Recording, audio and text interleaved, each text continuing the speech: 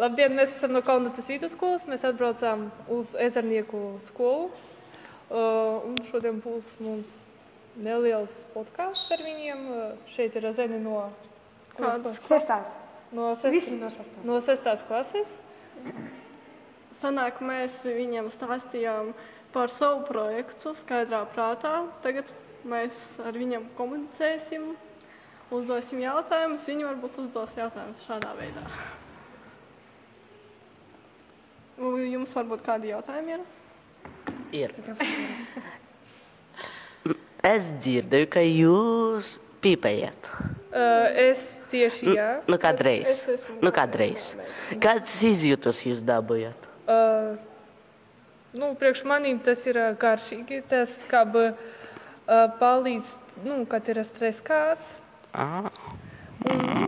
Kā kompānijas dēļ man tādas nebija, gribas to sākt. To sāku es pati priekš sevi. Sapratu, sanāk. Manā gadījumā sanāk tā, ka pirmo reizi man tas ļoti interesē, jo man veipoja gan mana draudzene, mani ieinteresē, es pamēģināju, man patika. Tāpēc es biju veipojusi kādu laiku, bet pēc laika man tā interese sāka zust. Un es sapratu, ka nē, vajag kaut ko mainīt.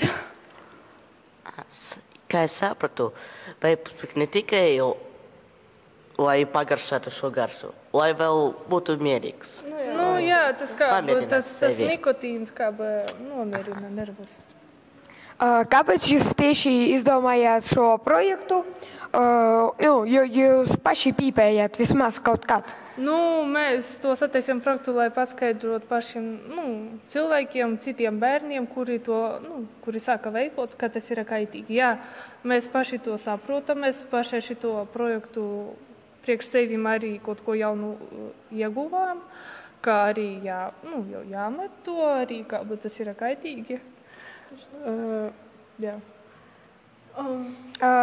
Jūs pēc šī projekta, vai pirms šī projekta jūs jau nepīpējat vai vēl pīpējat? Es vēl pīpēju. Vēl tagad? Jā. Manā gadījumā sanāk, mums šis projekts jau turpinās jau apmēram 14 mēnešus apmēram tā.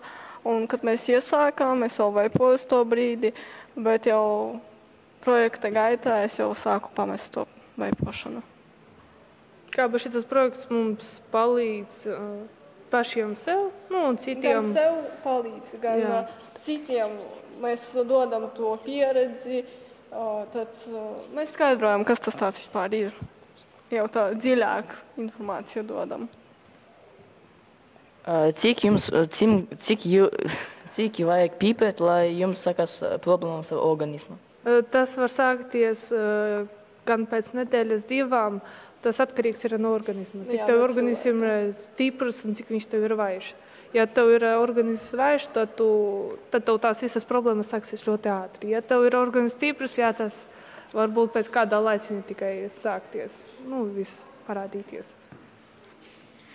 Kāpēc jūs izvēlēties tieši mūsu skolu?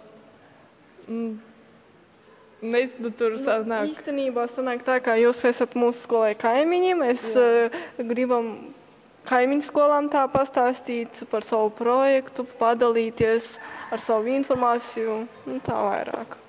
Jūs būsiet pirmā no skolām, nākošā skola mums sanāk Aglonas skola, jā. Tālāk paskatīsimies, varbūt vēl kaut kāda skola būs. Jūs plānojat, cik ilgi jūs plānojat to savu projektu? Vai viņu paplašināsiet, vai vienkārši viens projekts un visiem rādīsiet? Īstenībā sanāk, mums augustā ir konference, jūs arī varat piedalīties.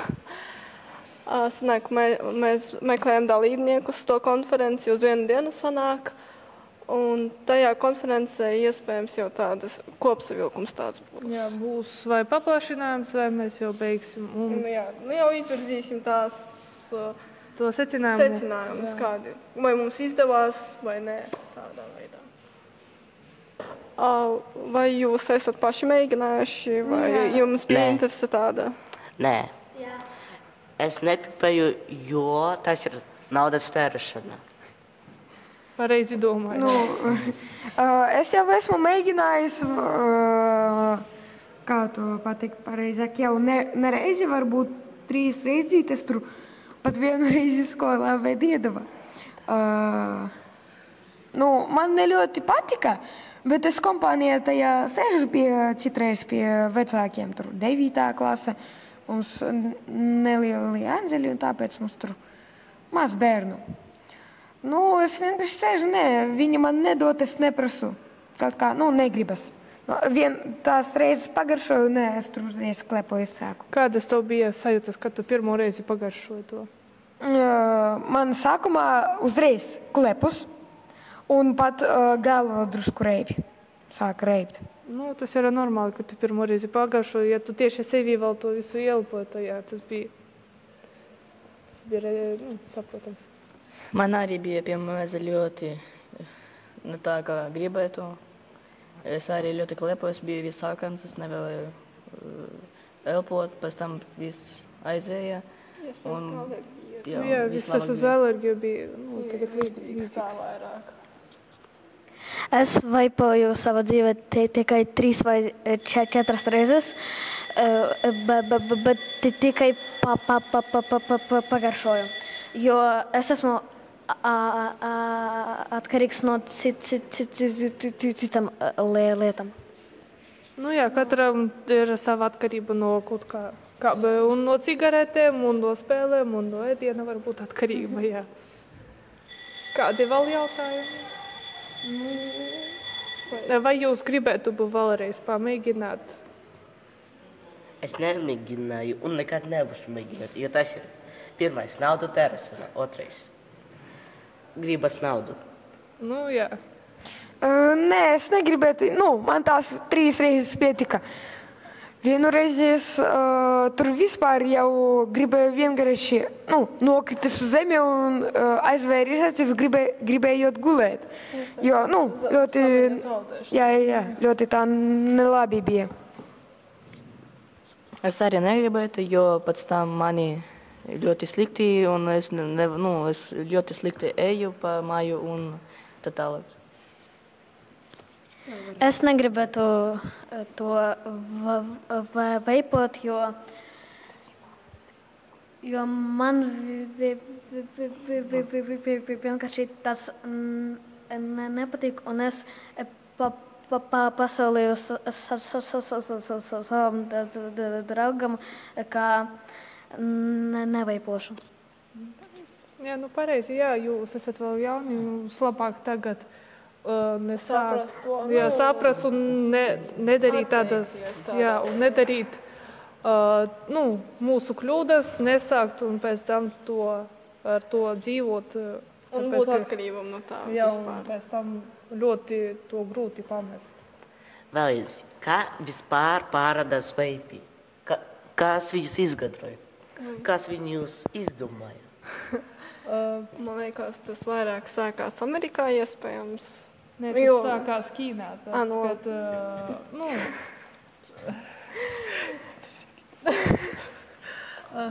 Tas sadāk tāpēc, ka viņiem tās cigaretes, priekš cigaretēm arī visādas ir garšas, un laikam no šitā ten viņi izdomā kaut ko tādu jaunu, lai būtu tas aizvietotu tās cigaretes iespējams. Lai nebūtu tās tabakas smaržas, viņi izgudroja to veipu, lai būtu, nebūtu tās smakas, un piesaistīt vairāk tos cilvēkus ar garšīgu garšu. Ko labāk pīpēt? Parastās cigaretes vai veipus? Ne to. Nē, ja, piemēram, es jau esmu atkarīgs, un man vajag izvēlēties, vai labāk to.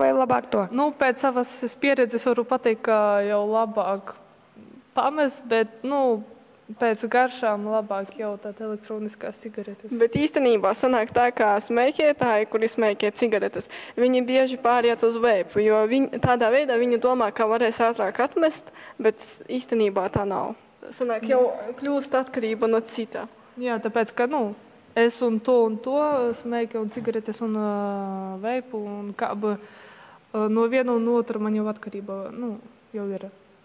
Es esmu, YouTube skatījos visādus video, un tur daudziem ir reklāmā par visādiem elektrocigaretēm, ar kurās palīdz atmest un to.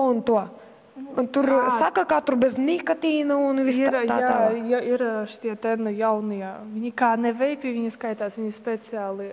Tur viņi ar vitamīni un visādi šitos, jā, esmu redzējis. Nezinu, cik tas ir patiesība, jā, un cik tas ir veselīgi, bet jā, ir tāds. Jo īstenībā sanāk tā, ka viņi reklamē vienu, lai piesaistītu pircējus. Viņi var apsolīt daudz ko, bet īstenībā tajā veipā tu nevarēsi zināt, kas īstenībā tur ir. Jā, tas ir, no visiem produktiem atkarīgs ir. No veipiem arī kā būtu. Vispār, kas veido tos šķidrumus, no tā ir atkarīgi, no viņiem ir viss atkarīgs tā. Kā viņi reklamē to. Bet daudzi, kuri reklamē viņi un beigās var pateikt, ka tas ir kaitīgi, labāk to nedarīt, bet viņi reklamēs to naudas dēļ. Cik cilvēki gada nomira no pipināšanas? Gadā?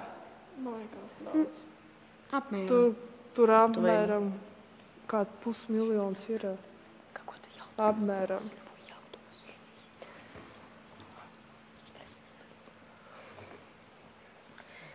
Ja jūs pārdotu veipus, kā es to izdarītu?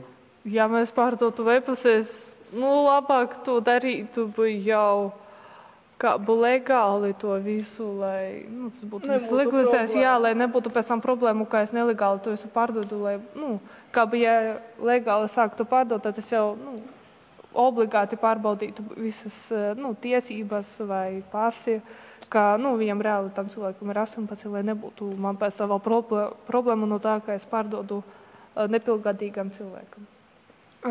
No kura gada vispār ir tie aktuāli veipi? No 2000, pie mums Latvijā no 2020. vai 2021. gada bija. Ārzemēs tur bija pat agrāk. Ārzemēs agrāk, jā. Ļoti. Kādā 16. gadā varbūt kaut kur tā. Vai 17. Jā, 16. 17. gads. Iedomājieties, ka jūs esat veipu kompānija un jums ir iespēja izdomāt savu veipu. Kādu jūs izdomājat un kāpēc? Es izdomātu tādu, lai jau nebūtu, Kaitīgs nebūtu. Lai nebūtu, jā, viņš kaitīgs un lai no šitā veipa cilvēki viņi pamestu to veipošanu. Būtu daudz labāk un pozitīvāk nekā... Lai nebūtu kaitības, bet garša un mierīgums paliktu. Jā, lai kaitīguma būtu, minimums, jā.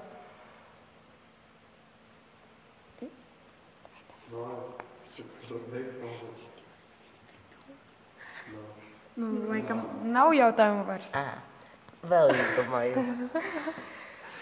Ja jūs būtu tas cilvēks, kas izdomāja veipu, kādu jūs pirmo veipu izdomātu? Labs jautājums. Ļoti grūti īstenībā izdomāt. Jo... Pirmais veips vienmēr ir kaut kāds interesants, un viņš nav gan, viņš nav garšīgs. Jā, viņš ir parasts, viņš tās. Ar interesi, lai ieinteresētu vispār to pircēju sanāk.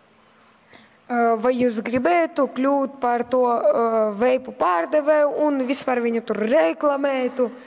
Ļoti saistīts ar veipu. Gribētu būt? Nē. Īstenībā, nē. Ja samaksātu, piemēram, 2000 eiro vai vairāk? Mūsu Latvijā tādas cenas nezinu. Nē, par nekādu naudu es tādu nevar būt. Kaut kādi, jā, varbūt man bija plānos, es jau neatceros. Par miljonu? Iespējams, kaut kāda tāda gribēšana iespējams ir bijusi, bet ja tagad tādu piedāvātu, nē. Nē, tāpēc, ka, tas ir kā... Mēs citam citus, ietekmējam citiem cilvēkiem veselību, viņu veselību. Malči. Labi cilvēki. Visu laikam jautājumu tad nav. Jā, tad paldies jums, puiši, ka jums... Komunicējāt ar mums, tādas jautājumus uzdevāt, bija interesanti parunāt ar jums. Uz redzēšanās! Aha.